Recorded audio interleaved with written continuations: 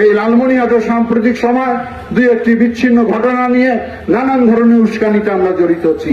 আমি সবাইকে অনুরোধ করব, আহ্বান করব, আমরা যেন কোনো ধর্মীয় উন্মোদনা নিয়ে কোনো ধরনের কোনো ধর্মকে আমরা আঘাত না করি। আপনি হিন্দু হতে পারেন, আপনি বৌদ্ধ হতে পারেন, আমি মুসলমান হতে পারি। আমরা যেন সকল ধর্মের মানুষকে শ্রদ্ধা ভালোবাসতে পারি। যার যার ধর্ম সে স্বাধীনভাবে করবে, কিন্তু কটাক্ষ করে কোন ধর্মকে যেন আমরা আঘাত না করি। শান্তিপূর্ণ বাংলাদেশকে যেন কেউ অস্থিরতার মধ্যে ফেলে না দেয়। সুতরাং আমরা যেন ধৈর্য ধারণ করি। কোথাও যদি এই ধরনের বিচ্ছিন্ন ঘটনা ঘটে, তাৎক্ষণিকভাবে যত আমরা হামলে না পড়ি, ঘটনার তদন্ত করি, সহযোগিতা করি, যাতে আমাদের এলাকা শান্তি বজায় থাকে। কারণ বাংলাদেশ একটি সাম্প্রদায়িক সম্প্রীতির দেশ। আবহমান কাল ধরে আমরা সবাই সব ধর্মের, সব জাতি, সব ভাষার মানুষ একসঙ্গে বসবাস করি। এটি বাংলাদেশের সৌন্দর্যতা। এই সৌন্দর্যতা যাতে বিনষ্ট না হয় কোন উগ্রতার মধ্য দিয়ে।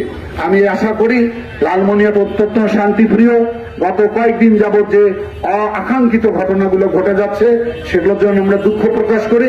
ভবিষ্যতে যাতে আমরা এই ব্যাপারে সবাই সজাগ থাকি, সাবধান থাকি।